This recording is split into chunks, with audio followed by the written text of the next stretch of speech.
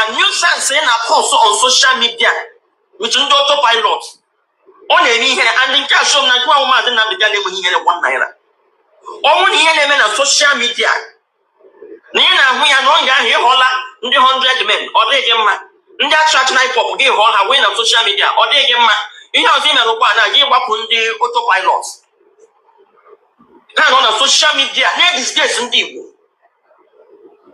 The truth of the matter was, the IPOB leadership should look at the activities of Maazị Nnamdi Kanu. Ufonye adakona, ufonye ade wood.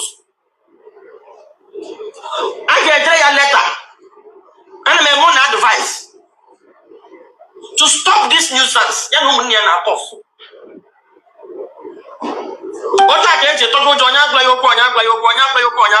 If you don't want to share right, we need this get so moon. What I can share with the Biafra. Okay. Ịma na ọ ya agba anyị pụta na-ekwu some of unu adara aghọta ife anyị na-ekwu because anyị na-afụ n'ogbo wee kwuo